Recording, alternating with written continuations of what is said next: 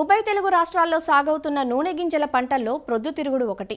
ఖరీఫ్, రబీ, వేసవి 3 కాలాల్లోనూ ప్రొద్దుతిరుగుడును సాగు చేస్తారు.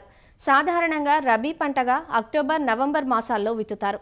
అయితే ఉత్తర కోస్తా జిల్లాల్లో కాస్త ఆలస్యంగా డిసెంబర్, జనవరి మాసాల్లో విత్తుకోవటం అలవాటు. ప్రొద్దుతిరుగుడు పంటలో ప్రధాన సమస్య గింజ తాలు రావటం. దీనివల్ల దిగుబడి సగానికి సగం తగ్గిపోతుంది. ప్రొద్దుతిరుగుడులో తాలు ఏర్పడటానికి పలు రకాల కారణాలున్నాయి. పోషకాలు లోపించినా, పరాగ సంపర్కం సరిగా జరగకపోయినా తాలు గింజలు వస్తాయి. అయితే సాగు ప్రారంభం నుంచి మనం చేపట్టే యాజమాన్య చర్యలతో ఈ సమస్యను అధిగమించే వీలుంటుంది. ప్రొద్దుతిరుగుడులో తాలు గింజలు రావడానికి కారణాలు, గింజ నిండుగా కట్టి దిగుబడి పెంపొందించే మార్గాల గురించి తెలియజేస్తున్నారు ఆచార్య ఎన్జీ రంగా వ్యవసాయ విశ్వవిద్యాలయం, శ్రీకాకుళం జిల్లా నైరా వ్యవసాయ కళాశాల విస్తరణ విభాగం అధ్యాపకులు డాక్టర్ డి చిన్నమనాయుడు. మనకి ఉత్తర కోస్తా జిల్లాల్లోనూ, అదేవిధంగా ప్రత్యేకించి శ్రీకాకుళం జిల్లాలో ఈ ప్రొద్దుతిరుగుడు పంటను కూడా రబీ పంటలో వేయటం జరుగుతుంది. కాకపోతే కొంచెం ఆలస్యంగా వేస్తున్నారు. ఇక్కడ ఏంటంటే పంటల సరళి వరి పంట ఖరీఫ్లో వేయడం, తర్వాత అపరాల పంట అంటే పెసర, మినుము వేసుకోవటం, అవి అయిన తర్వాత ఫిబ్రవరి మొదటి వారం లేదంటే జనవరి 15 తర్వాత ప్రొద్దుతిరుగుడు పంటను వేయటం అనేది జరుగుతూ ఉంటుంది. కొంచెం ఆలస్యం అనే చెప్పుకోవాలి. కానీ ఈ పంటల సరళిలో 3వ పంటగా ఎక్కడైతే నీటి సదుపాయం ఉంటుందో, నీటి వసతి ఉంటుందో అక్కడ వేయటం అనేది జరుగుతుంది. అయితే ఇక్కడ దిగుబడుల పరంగా చూస్తే ఒకటి పంట ఆలస్యం చేయడం ఒక పరంగా అయితే, ఈ తాలు గింజలు ఎక్కువగా రావటం కూడా ఒక కారణంగా మనం దిగుబడి తగ్గడానికి కారణంగా చెప్పుకోవచ్చు. కాబట్టి ఈ తాలు గింజలు రాకుండా రైతులు చేసేటువంటి కొన్ని యాజమాన్య పద్ధతులు రైతులు తెలుసుకొని పంట వేసిన దగ్గర నుంచి కోత వరకు కూడా కొన్ని యాజమాన్య పద్ధతులు చేపట్టాల్సిన అవసరం ఉంటుంది. దీంట్లో అన్నీ కూడా ఒకటి వరుసల్లో వేసుకోవడం ఒక పద్ధతి, అదేవిధంగా సరైన మోతాదులో విత్తన మోతాదు వాడడం అనేది. మంచి బలం ఉన్నటువంటి నేలలు అయితే వరుసకి మధ్యలో 60 సెంటీమీటర్లు, వరుసలో మొక్కల మధ్య 20 నుంచి 25 సెంటీమీటర్లు వచ్చే విధంగా వరుసల్లో వేస్తే మొక్కలకి సరైనటువంటి పోషణ, అదేవిధంగా చుట్టూ ఉన్నటువంటి ఎన్విరాన్మెంట్ అంటాము, సదుపాయాలన్నీ ఉండి మొక్క ఆరోగ్యంగా పెరిగి మంచి దిగుబడి వచ్చి తాలు గింజలు రాకుండా మంచి దిగుబడి రావడానికి ఆస్కారం ఉంటుంది.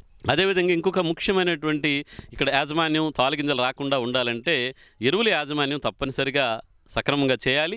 ఏదో కొద్దో గొప్ప ఫాస్ఫరస్ ఎరువు కానీ లేదా DAP కొద్దిగా వేయటం జరుగుతూ ఉంటుంది.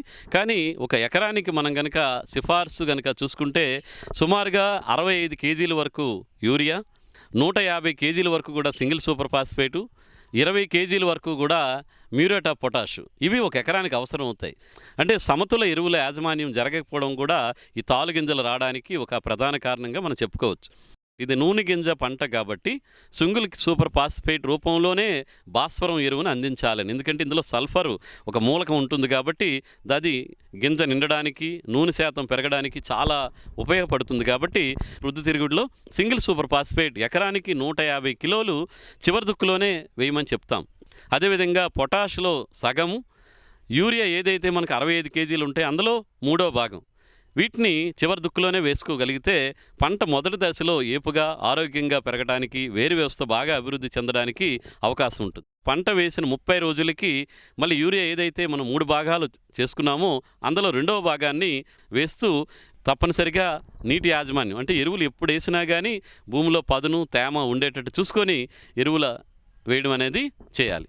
ఇక 3వ దప్పగా మనకు సుమారుగా 50-55 రోజుల్లో పూత బాగా ఉండేటువంటి టైం ఉంటుంది. ఆ టైంలో మిగిలినటువంటి పొటాష్ ఆ సమయంలో వేస్తే మనకి తాలు గింజల సమస్య చాలా వరకు తగ్గి ఈ గింజ బరువు పెరగడం, అదేవిధంగా దిగుబడి పెరగడానికి చాలా వరకు ఉపయోగపడుతుంది.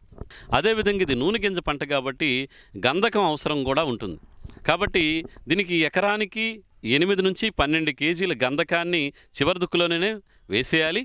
లేదనుకుంటే పంట 30-35 రోజుల సమయంలో ఉండేటప్పుడు జిప్సంలో కూడా మనకి ఈ సల్ఫర్ గంధకం అనేటువంటి పోషకం ఉంటుంది. కాబట్టి ఎకరానికి 50 నుంచి 60 కేజీల జిప్సం ఎరువు కనుక మనం పొలంలో 30 రోజులు కనుక వేసి మనం గొప్పు తవ్వి మొక్క మొదలకు కనుక వేసుకోగలిగితే నూనె గింజ శాతం కానీ, నూనె గింజ తాలూకా బరువు కానీ పెరగడానికి ఆస్కారం ఉంటుంది. కాబట్టి వేయాల్సినటువంటి అవసరం ఉంటుంది.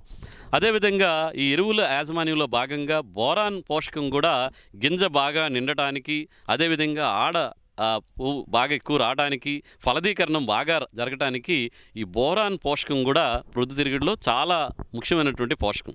చివరి దుక్కులోనే ఎకరానికి 10 కేజీల బోరాన్ పౌడర్ రూపంలో వేసి దుక్కు చేసుకొని విత్తనాలు వేయడం ఒక పద్ధతి. లేదు చివరి దుక్కులో వేయలేకపోతే పంట సుమారుగా 35 నుంచి 40 రోజుల సమయంలో 2 గ్రాముల బోరాక్స్ని 1 లీటర్ నీటికి చొప్పున కలిపి మనం పిచికారీ చేసుకోవాల్సినటువంటి అవసరం ఉంటుంది. అయితే ఈ బోరాక్స్ని ముందు వేడి నీటిలో కరిగించి తర్వాత మందు ద్రావణాన్ని తయారు చేసుకుని మనం పిచికారీ చేస్తేనే అది బాగా మొక్కలు పీల్చుకోగలుగుతాయి. పంట ఎప్పుడూ కూడా కీలక దశలు ఉంటాయి. ఆ దశలో ఎప్పుడు కూడా నీటి కోసం ఇబ్బంది పడకుండా ఉండాలి. అంటే మనకి ప్రొద్దుతిరుగుడికి సుమారుగా మనకి 4 నుంచి 5 దపాలు నీటి సదుపాయం కల్పించాల్సిన అవసరం ఉంటుంది. కాబట్టి ఎట్టి పరిస్థితుల్లో కూడా నీటికి ఇబ్బంది లేకుండా గింజ నిండుతున్న సమయంలో తప్పనిసరిగా నీటి సదుపాయం ఎట్టి పరిస్థితుల్లో కూడా ఇచ్చుకోవాలి. మనం ప్రొద్దుతిరుగుడిలో ఈ తాలు గింజలు రాకుండా ఉండాలంటే ఇతర యాజమాన్యంలో భాగంగా ఏంటంటే మనం పువ్వు విడిచిన తర్వాత గింజ నిండుతున్నప్పుడు ఫలదీకరణం జరుగుతున్న సమయంలోనే మెత్తటి గుడ్డతో క్లాక్ వైజ్ అంటే గడియారం తిరుగుతున్న దిశలో గనక మనం పుష్పం మీద గనక రుద్దితే ఎక్కువ ఫలదీకరణం జరగడానికి ఆస్కారం ఉంటుంది. కాబట్టి తెల్లవారి 7 నుంచి 9 గంటల సమయంలో మనం గనక మెత్తటి గుడ్డతో గనక వలయాకారంగా దాని మీద రుద్దితే మనకి ఎక్కువ ఫలదీకరణం జరిగి ఎక్కువ గింజలు నిండుకోవడానికి, అదేవిధంగా తాలు గింజల సమస్య తగ్గడానికి ఈ పద్ధతి కూడా చాలా వరకు ఉపయోగపడుతుంది. అదేవిధంగా ఈ ప్రొద్దుతిరుగుడులో మనకి ఎక్కువ దిగుబడి రావాలి, ఫలదీకరణం బాగా రావాలి అనుకుంటే మనం ఈ ప్రొద్దుతిరుగుడులోనే ఈ తేనె పురుగుల పెంపకాన్ని కూడా రైతులు చేపడితే చాలా లాభదాయకంగా ఉంటుంది.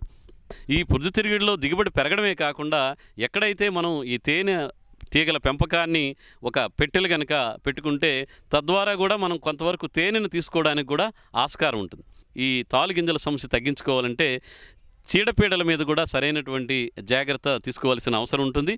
ఈ పురుగులు వీటి నివారణ కోసం సేంద్రియ పద్ధతుల్లో భాగంగా అక్కడక్కడ బర్డ్ పెర్చెస్ కనుక ఏర్పాటు చేయడం కానీ, లేదంటే వేప నూనె సంబంధించిన పిచికారీ చేసుకోవటం, అదేవిధంగా నీటి యాజమాన్యాన్ని సక్రమంగా చేపట్టుకుంటే మనకి చాలా వరకు ఈ సస్యరక్షణ సమస్యలు కూడా తగ్గి మనకి గింజలు బాగా నిండి తాలు గింజలు రాకుండా ఉండి ఈ ప్రొద్దుతిరుగుడులో మంచి దిగుబడి రావడానికి ఆస్కారం ఉంటుంది.